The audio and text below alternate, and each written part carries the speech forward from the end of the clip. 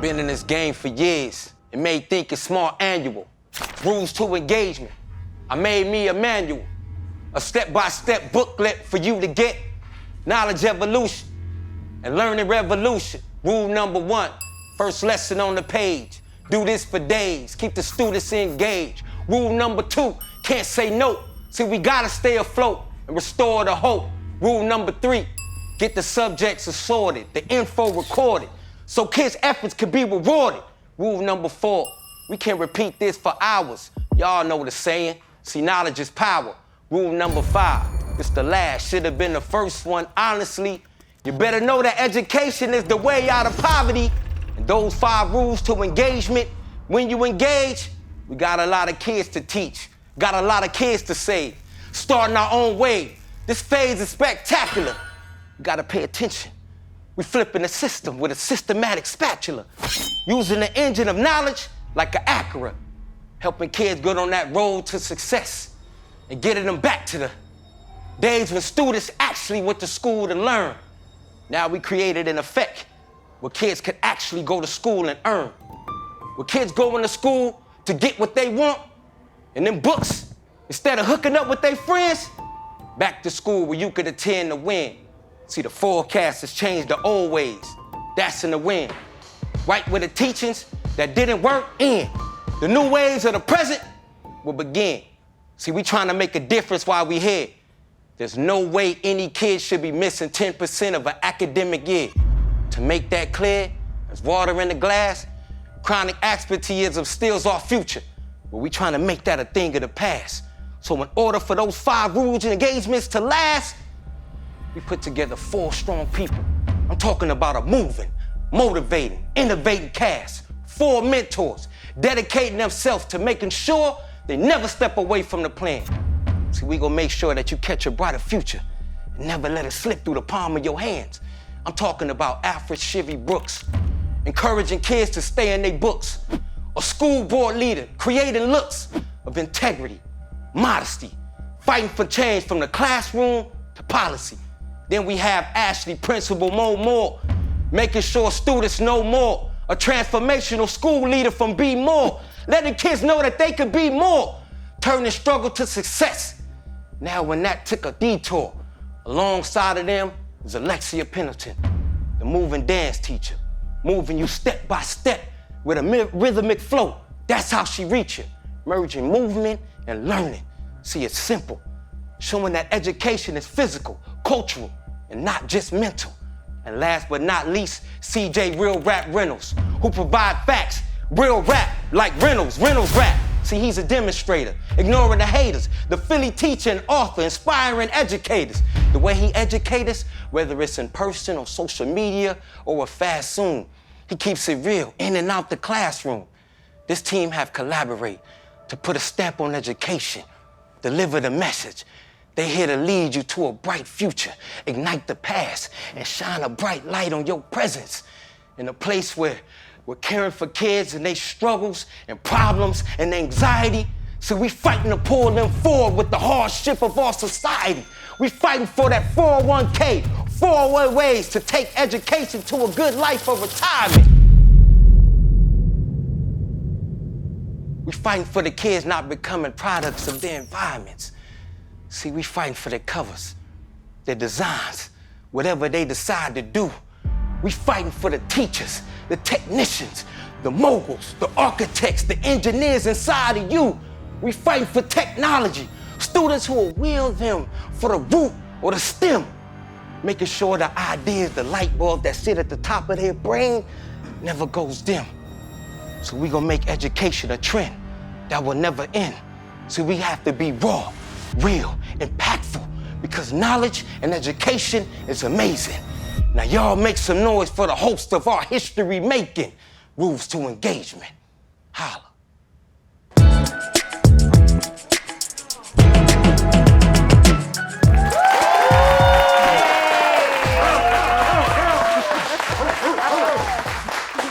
That just feels so good. What if it sounded like that when you walked into class every day? Man, what? Like, I'd be like, That would be nice. Welcome to another episode of The Rules to Engagement. Listen, y'all, my name is Shibby Brooks. I am one of your hosts, coming from Atlanta, Georgia, high school teacher and school board member, and I have my sister. Alexia Pendleton, also known as the dancer teacher. I'm CJ Reynolds, coming out of New Mexico and West Philadelphia, where I was not born and raised, although on the playground I did spend most of my days.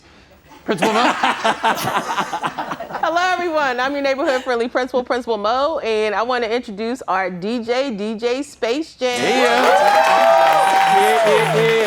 Well, listen, today we have a really dope show. We have I think one of the most dynamic teacher influencers and presence that we see out there today. Yeah. We She have is fly, Miss Sunshine in the building. Yep. I'm really excited for what this conversation is going to bring. I think it's so many levels of like an in-depth conversation we're going to be able to have with her. Mo, you got some hot topics for us to pop off with? Of course. So from walkouts to wisecracks, the kids are all right.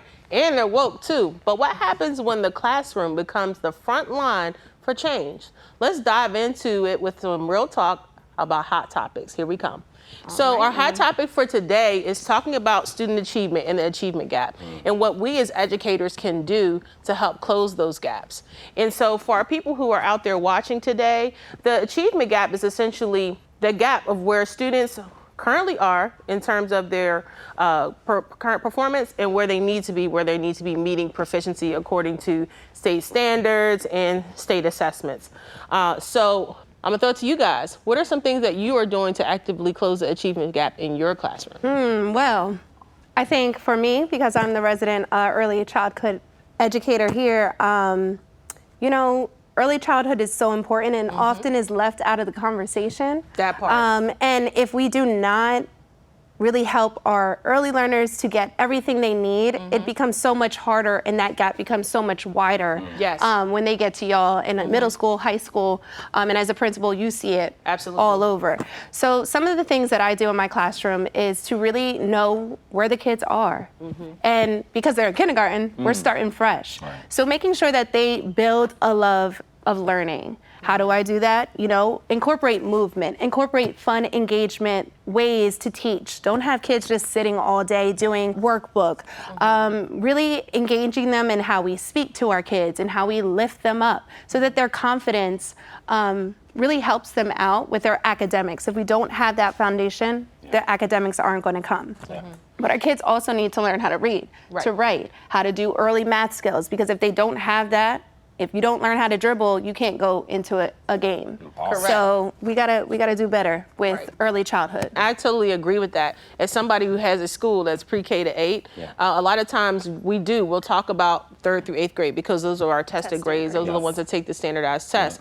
And one thing that we have to look at is that our early childhood teachers, they contribute to that too. They just may not see the fruits of that labor until they take that test. So it's always important to call out and say that, early childhood is important, even though it may not be as important to certain people when it comes to standardized testing. I want to argue that less is more, right? So I think we keep pounding these practices we've been doing forever, but that don't have the ROI that we pretend that they do, like homework. And so we give kids, my kids come home with so much homework, like have always. And some of that is really relevant and you can see it in the work. And some of it is like, we're playing rigor. Like we love that word in education, right? Like we're pretending it's rigor. And it's not. It is just extra work that for no reason. And so in Philly, we'd have dudes come into our school for an hour and a half, 2 hours away on the bus, on the train to another bus to walk down the block to the school. And then you got basketball practice Sunday after school. You're trying to keep kids engaged and off the streets. But then we're giving them an hour and a half, 2 hours, 3 hours of homework every night. And it's like, I think that is widening the gap because it's just kids just chalking it and they don't do it. It's disengagement. It is. And then you're not equitable. Then you're feeling bad. And if you have neurodiverse students, which is, I know something we're getting into today. Now, my boy comes home with 20 minutes worth of homework that takes him 3 hours to do. Like, because of his learning style and his learning differences. So I think it's getting rid of some things, not just adding new things on to mine the gap. Thank you. Yeah. Thank you. That's when you know you did a good job. Yeah. When Space Jam hits it. I'm telling you, Space Jam will let you know if you're on point or not. You know? But no, I agree with everything that you guys said. I do think, like, look, when we talk about the achievement gap, what are we actually talking about? Most of the time, we're talking about our subgroups and the gap between where our subgroups are. And for those that don't know, like, your subgroups are going to be, you know, your English as a second language learners. It's your Black or African American students. It's, you know, so those your special education 504. students, 504s, right? You know, and for those, you know, well, the 504 still falls under the special education, but you could have ADHD and have a 504, but not necessarily an IEP, right? So Or you could have diabetes and have a 504. Exactly, right? And so it's really about what are we doing to make sure those kids are able to excel. And the truth is, they've been having this conversation about achievement gap since we were kids, right? What I find to be very, very interesting as, like, now I get to look at data from like a macro, you know, whole district perspective. Man, we're seeing our ESL kids, our English as a second language learner kids, outperforming our Black students, right? And so I have a lot of questions about, you know, how much of it is what we're doing in school and how much of it is we need to have a real come to Jesus conversation within our community, the Black community, about more accountability when it comes to school, about being more intentional about having a love for learning, right? I think there's a big facet of it where, like, we got to talk at the kitchen table, not just in the classroom, about what's going on. But I think it's also a needs gap. Yep. So if our kids are not taking care of those basic needs, we can't address an achievement gap without addressing the needs of our kids. That's right. Are they eating? Do they have their family involved? Yeah. What things do they not have? Because when we give them what they need, then they'll be feeling safe and secure and protected, and then they can learn, because I can't focus on no learning when I don't got food at home, or when I have to take care of my siblings, or when I don't have my mom and my dad in my house, and my mom's just trying to survive and work 3 jobs, because it'd be hard. No, I think in a lot of ways we're saying exactly the same thing. There's so many factors outside of the school that really contribute to whether or not a kid can be successful, right? And so it goes into, is it safe at home? Do you have a home, right? You know, like, I know in my own district, we've got, you know, 4,000 kids who are McKinney-Vento kids, right? Kids who are deemed houseless, right? So there's a real impact for that, right? If I slept in the car last night, How am I gonna and learn? then I come to school the next day. It's basic Maslow's hierarchy, right? Amen. It's like if those basic needs aren't being met, but there's folks out here, right? Like, some of y'all are watching this and you're like, I don't teach a specific demographic or in that kind of neighborhood. Every kid you have in school has needs, right? Like, so there are kids that, I don't care if your students are ultra wealthy, right? Like, you could be ultra wealthy, have parents that are wealthy, but they're still not present. And so it's getting to know your students and knowing their needs. So when you're speaking to the needs of the students that you have, it's like everyone can ask themselves that question. What need is not being met? How do I show up and love these people in real time? And how do we do that as a community? I think that's the question we need to ask. I would definitely say, I think one of our biggest gaps really is promulgated by literacy, right? And what I have found to be like the evidence that changes the trajectory of kids being able to be successful in literacy is whether or not your parent read to you at night before you went to bed from Or if you being a read baby together. to age 5. How expensive are children's books? Well, right? right, and a lot of kids, the Yeah. only book they have in their house is the Bible. Whoa. This is the reality of many of our kids, and then we wonder, man, why is one kid able to access literacy, you know, easier than another kid?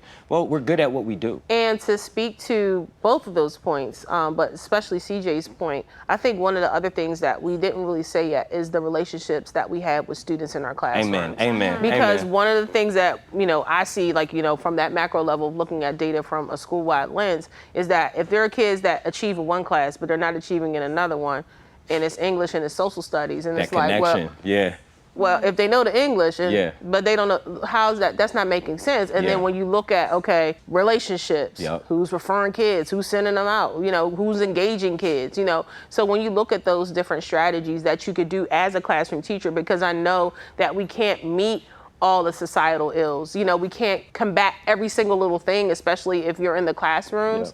It's definitely a community based initiative an approach that you have to take for sure. But in terms of just like what you can do in classrooms, is the biggest thing that you can do is build a strong classroom community in those relationships with your students. Amen. Amen. All right, we've got gaps to close and truths to tell. But you know where the conversation explodes with energy? Knowledge Con. If you thought this was deep, wait till you're in the room. Roll the tape. Knowledge Knowlej. This October, the movement comes to life. For the first time ever, experience the rules to engagement, host live and in person. Re-engage, restore, reward. 3 days of power, purpose, and people-first education. This is the moment. Don't miss it. Join us at KnowledgeCon LA.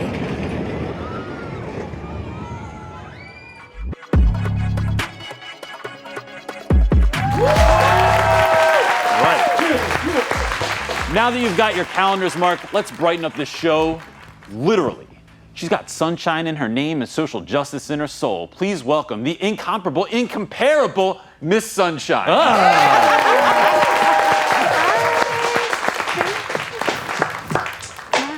Hi, thank you so much for being here. Come on over. Thank you for coming, Miss Sunshine. Thank you. All right. I want to kick off with, first of all, thank you so much for being here. Really, it's funny to be able to say that on a show and really mean it, because I don't know how they always say it on TV, but because of, I think a lot of folks, even if they follow you on social, they might not know who you are and what you're about. Can you give like a little bio of yourself and so folks have a sense of who you are? Yeah, so outside of just like, hey, Miss Teacher online, I am an 11th grade English teacher, specifically in a co-taught setting. So I'm the special education teacher in that dynamic duo. And I'm an LA local, been teaching going on 8 years now. So it's my passion and I love it. That's a little bit more about me. Yeah, 8 years is a good year too. I feel like that's like, you've tried some stuff and it's gone one way or the other and you can kind of like, made it through the gauntlet. Yeah. You know what you're doing a little bit. So why, look, Shiv and I have talked about this at length. I mean, all of us have a heart for special education. How did you make that decision to go? Did you make the decision? Because maybe you didn't. Maybe they were just like, oh, you're new? Yeah, okay, we got it. We got the spot for you over here. Yeah. How did you enter into that space? So I did go to school for it. If y'all couldn't tell, I have a prosthetic left eye. I did have an IEP for a little bit growing up, still rocking a 504 plan. And I did have some not so great experiences with teachers growing up, special education teachers in general. So I wanted to make a difference in my community. So when thinking about, okay, what the heck am I gonna go to school for my junior, senior year? I was like, well, I love kids. I've helped babysit and teach as a youth myself, and I just wanted to dive into that. So I actually did go to school for special education. That's when I majored in integrated educational studies with like minors in sociology and stuff like that. But yeah, so that was. So is that like I wanted to become a teacher because like a teacher inspired me, or was there like what was the motivation? It was in spite of a little bit. Yeah, I had some that like just I didn't vibe with as a kid, and I was like, you're really phoning it in. Like, I'm not learning anything, and you should be teaching me something. And I knew that as a child that people were phoning it in. So it was definitely out of spite. But I did have one teacher, Miss Richmond, wherever you are. My first grade teacher had a prosthetic eye as well. Wow. And when I was in first grade, I got my first prosthetic eye. So it was just like that connection. Literally, I was that representation. Yeah, I felt like for the first time since losing my eye that maybe I'm a little normal. Even though being normal is a little overrated, but I just felt like it's okay. I felt seen, and she was beautiful, and I was like, I can be pretty. This is crazy. So it was, Man, that's the thing to just sit with for a second, right? Like, because I know, like, even growing up, like, my dad passed when I was 4, and so I didn't have a strong father figure. But when I had kids, I knew that, like, I wanted to be the dad I always wished I had, right? Instead of the dad that I had. And so, like, so now you brought up co-teaching. I know Shiv and I have a lot of conversations around co-teaching because I've had, the Miss C's and Mr. Fines and the Miss Youngs that were wonderful co-teachers. And then I've had the guy that I'm pretty sure was drunk and asleep in the back of my classroom. Oh my God. Never. It is, you can smell it. Kids are looking at me funny. They're like, Reynolds, like. oh my goodness. Is he okay? How do you What has your co-teaching journey been like? Because I feel like it can be such a hard. Yeah, it can be sometimes, hard. too. Sometimes if you don't like mesh well with the person, right? Like someone's So what blown was- up your classroom and someone else is relational. What's your experience? Yeah. Well, I got really lucky that my co-teacher and I vibe super well. Like we unironically are friends outside the classroom and hang out. Nice. And so inside the classroom, I am very good with meshing to the people around me. I don't like stepping on toes, but I'm also not a pushover. So when there's something, a lesson plan that we're workshopping together, because everything is done together. Yes. We love my school. They give us so much lesson planning time. We have 2 planning periods. Nice. And special education teachers have every Monday as a full planning day, which Come allows. on. I know. It's Come on. nice. Wait a minute. It is a privilege. If somebody can do it, everybody can do it. Right? Yeah. No, that's nice. real. So because of that, I do all of my IEP requirement stuff, all of the legal hoopla that special education teachers have to do on Monday, so that I'm really committed to the lesson planning with my co-teacher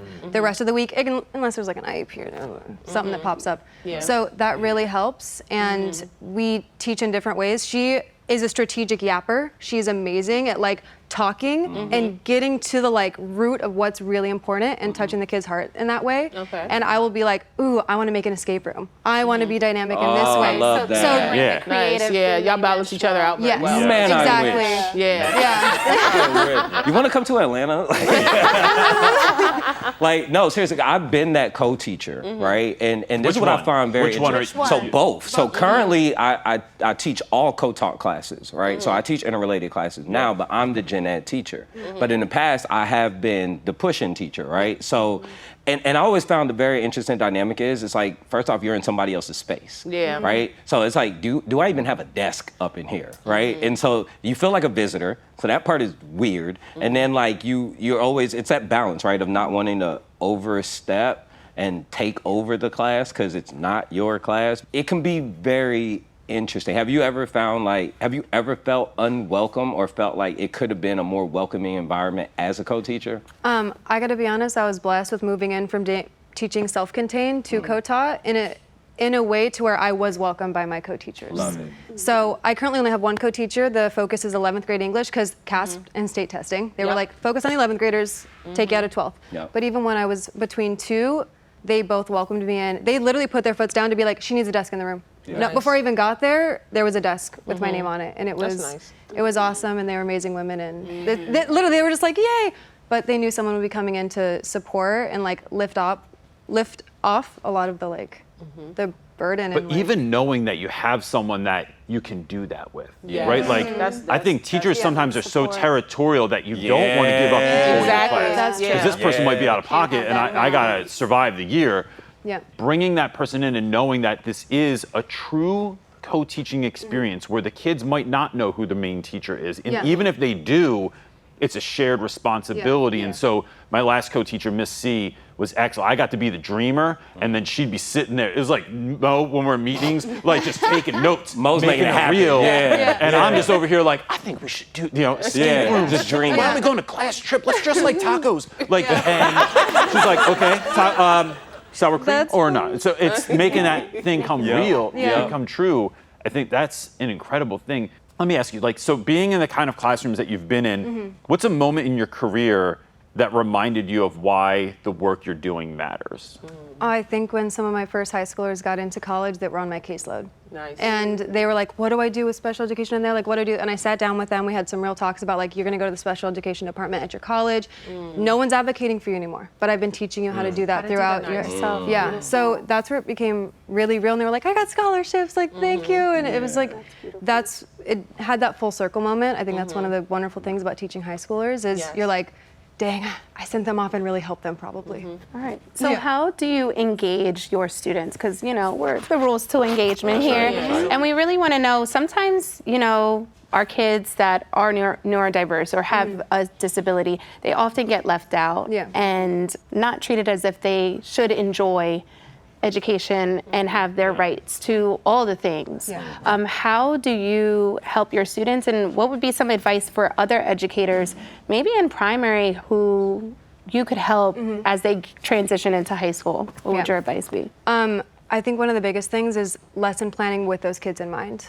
When you're planning strategically to where you have internalized the accommodations and supports that they need, and they're embedded into your lesson plan, and it's hard work. Like, it is hard to do that properly, and it's time consuming, but you do it once or twice well, and then you don't have to like reinvent the wheel every time. You just keep pulling from it, or talk to teachers that have already mastered that skill, or have the sentence frames for this standard, or like the visual representation for that, or already have an escape room made that you want to like use in your classroom. So I think that planning with intention helps a lot, and talking to the kids, having the little sidebar conversations, hyping them up. I know a lot of students in high school that have different disabilities. They have internalized like almost a sense of that they're not good enough or smart enough, and they can't this, that, and it's, you have to actively fight against that down shame talk that they feel inside. and move it into like, no, you are amazing, and even though we have blah blah blah, like it's part of what makes us so awesome. And I have light covers in my classroom because I have one eye and it's very sensitive. One of the first things I tell the kids is like, this is my accommodation. And so I model talking openly about what supports I need, because they need to know how to talk about supports that they need when they're older. That's a word right there. That's so important. Right, like we are often telling students to do things that we as teachers are not willing to do. And like, so if I tell my dudes I need them to be nice and work hard, yo, I got to be nicer and work harder than everybody in the whole room. And so You gotta letting model it, folks right? know. Talk to us a little bit about, so you go from classroom teacher to social media. I know everyone hates the word influencer, but whatever, right? Clock that. But how has that shift?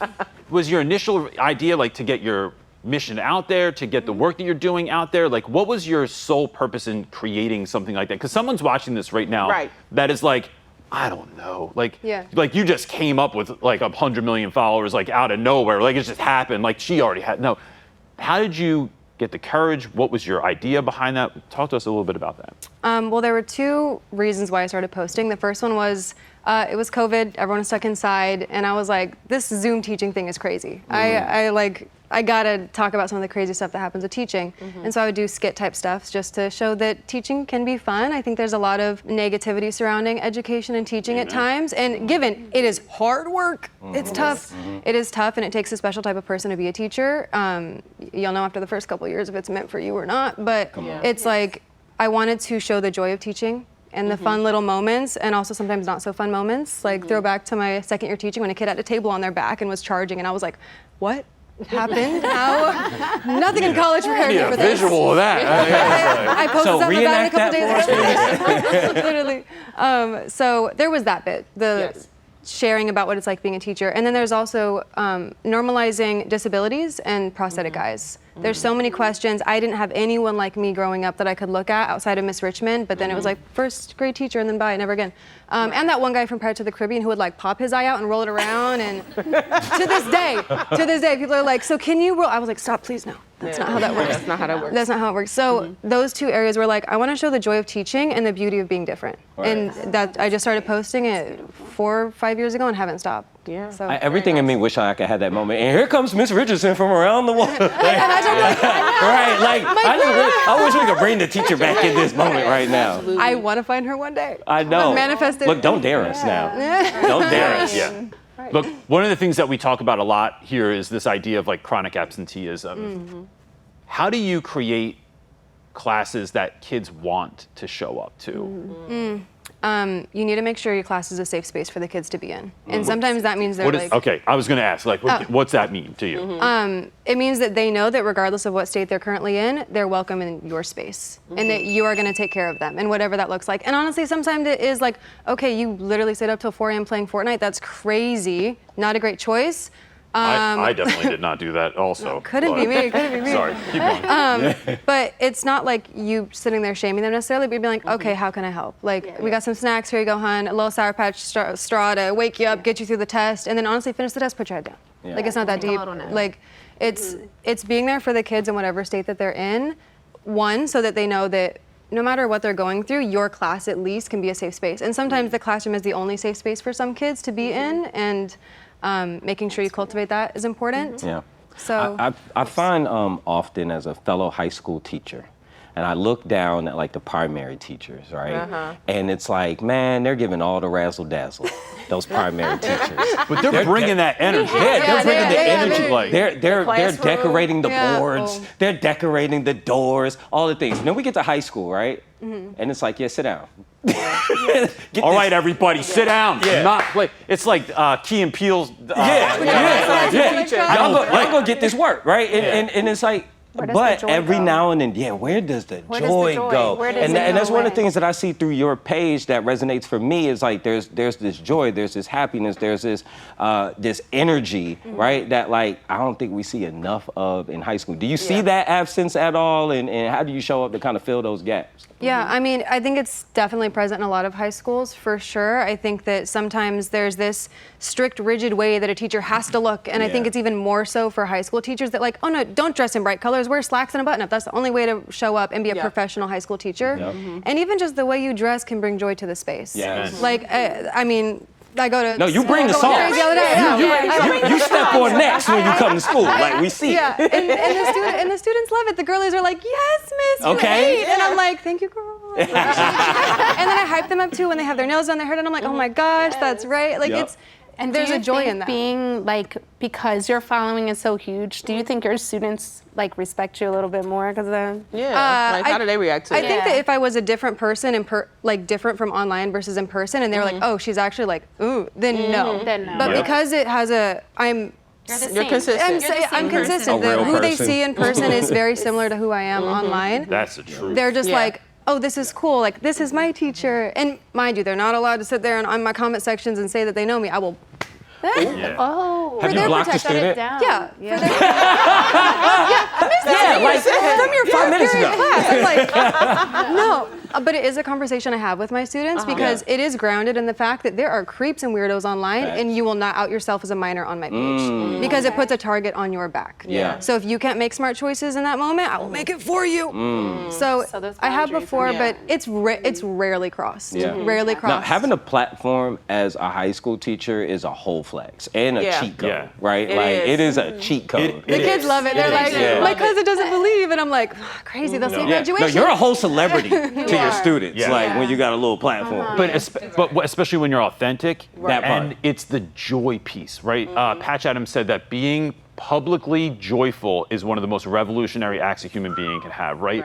And it's like, especially with kids, right? Like, I know my boys didn't come to school like trying to be happy in public because it looks weak, right? You look like a target, right? Ooh, that's So- we ain't got time for that one. Yeah. So we're moving into quick engagement. But I think it's again, it goes back to us being able to model, like, can I show, Yep. I love if we want more kids to teach, bro, Yeah. look like you love teaching. Yep. Like, Right. Yeah. And they And can't so- be what you can't see. Yeah. So, Oh. Yeah. Oh.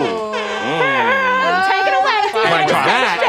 And Mic with drop. that, Shiv. Mic All drop. right, Chevy. Well, listen, we have a little game that we like to play Okay. with our guest called Quick Engagement. All right, so I'm going to start a sentence, and I'm going to need you to finish the sentence with whatever comes to mind, and let it be as authentic. You will as be graded possible. on this, Okay. so Yeah. be prepared. Okay. Yes. Yes, no right or I'm wrong an answers here. overachiever. Yep. All right, you ready for this? Yes. No teacher should make less than. $120,000. Healthy. Healthy. Something today's students are missing out on. Joy. Oh, I love that. Well, you good, girl. Things that should be an email. Oh gosh. Oh, there's too many things playing in my head. Understood? Just choose one. Go. The PD. So many. Can I get modules, please? Thanks. So many PDs. Self-directed. Yeah, I heard that. Facts. Summer school, extra money or hell no? Oh, hell nah for me. Did you ever do summer school? Hell nah. Okay. It's like, All right. never gonna start. If you had a teacher theme song, what would it be? Aw, it would probably be You Are My Sunshine.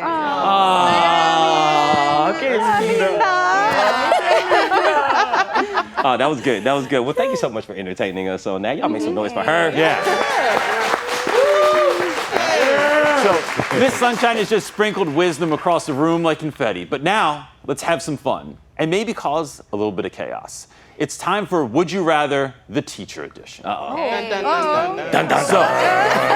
we have some questions of, so would you rather, and it's always interesting now knowing a little bit about someone, like you're like, I'm either curious or I feel like I know where you're gonna go. But would you rather have perfect classroom management but no curriculum, or the best curriculum but zero classroom control? Classroom management. Yeah. Yeah. I don't care how good the curriculum is. Yeah, for sure. Yeah, these are hard too because I'm like, we could all go off on this stuff. I was like, Would you rather get paid, speaking of Shivy's money question, would you rather get paid 6 figures but never have a day off, or have summers off but get paid minimum wage? Oh, that's hard. The first one. I'm already working every day anyway. 6 figures. All right. They're getting it anyway. I'm doing it anyway. That's it. All right, so would you rather have amazing supportive admin but a toxic group of colleagues, or a dream team of colleagues but admin that micromanages everything? Dang, no. Okay. I know the conversations in the staff room would be popping, so I'm going to go with it. Yeah. The good coworkers. Yo, you say, you don't go as far as your dream, you go as far as your team. Amen. Yeah. Amen. Would you only be allowed to teach using a chalkboard, or be allowed to teach using TikTok videos? A TikTok video. No brainer. One last question before we close out. You know, barring there's no financial restrictions, no power, manpower restrictions. Like, what do you think? There's one thing that we can change to truly transform education. I think getting mental health services into schools would be game changing. Yes. Yeah. Look, I think these conversations are so important, and I really want to thank you for being here today. Like, in full transparency, we weren't even sure what to fully expect because of because of who you are online. It doesn't always translate, and I think our expectations were wildly this has been excellent. So thank you so much. If y'all want to have more conversations like this, if you want to be in spaces and places like this, we have an event coming up in October called Knowledge Con. You do not want to miss it. Check out this promo. Knowlej Movement. This October, the movement comes to life. For the first time ever, experience the rules to engagement, host live and in person. Re-engage, restore, reward. 3 days of power, purpose, and people-first education. This is the moment. Don't miss it. Join us at KnowledgeCon LA.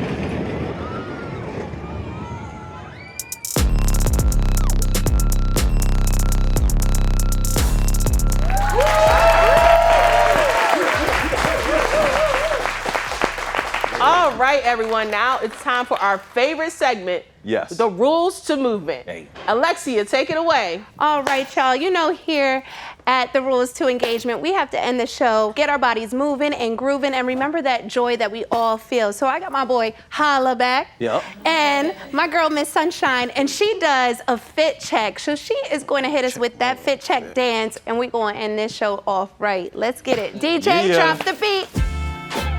All right. Slow it down a little bit. Here we go. Give me that. Hey, hey, kick and chew, and bounce, come on, and face, and work.